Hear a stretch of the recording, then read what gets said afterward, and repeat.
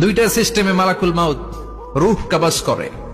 আপনারা যারা আল্লাহওয়ালা, আপনাদের মাথার সামনে এসে সুশ্রী, যত সুন্দর হতে পারে একজন মানুষ, এরকম একজন মানুষের চেহারায় আসবে আপনাদের কাছে, এসে সুগন্ধি পারফিউম মাখা সাদা ধবধবে কাপড় পরে এসে আপনার শিওরে বসবে, এসে খুবই বিনয়ের সাথে ভদ্রতার সাথে বলবে, ইয়া আইয়াতুহান নাফসুল মুতমাইন্না, ইয়া আইয়াতুহান নাফসুল মুতমাইন্না, ইয়া আইয়াতুহান নাফসুত তাইয়্যিবা, হে পবিত্র আত্মা বের হয়ে আয়। বলার সাথে সাথে আপনার রুহটা স্মুথলি বের হয়ে যাবে।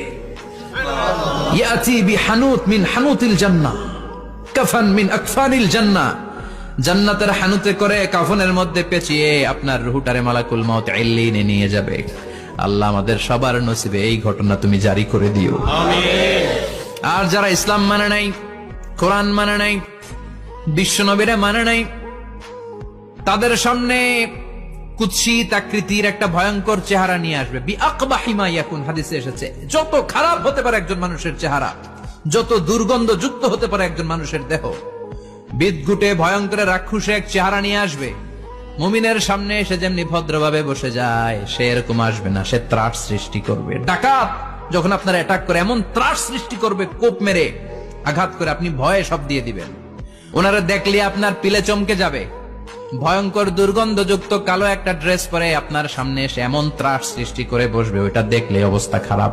চিৎকার দিয়ে ধমকাবে আর বলবে, ইয়া আইয়াতুহান নাফসুল খাবিসা, হে পাপাত্তা বের হয়ে আয় ইলা গাদাবিল্লাহ, আল্লাহর ক্ষোভ, আল্লাহর রাগের দিকে তুই বের হয়ে আয়। মুমিনের আত্মাটা যেমনি স্মুথলি বের হয়ে এসেছে, কাফেরের আত্মাটা বলার সাথে সাথে বেরোতে চাইবে না। আত্মাটা একবার ডানে দৌড়, একবার বায়ে দৌড়, একবার সামনে দৌড়, আর একবার পিছনে দৌড়। এবার মালাকুল মাউত আরো হিংস্র হয়ে যাবে। পা থেকে টান মেরে সারা দেহ থেকে খিচুনি দিয়ে পুরো দেহটারে চাপতে চাপতে জীবিত একটা ছাগলের চামড়া জীবিত অবস্থায় তার দেহ থেকে উল্টো দিকে টেনে টেনে বের করলে যেমন কষ্ট হয়, একজন কাফেরের রুহু দেহ থেকে টেনে হিচড়ে মালাকুল মাউত বের করে ফেলবে।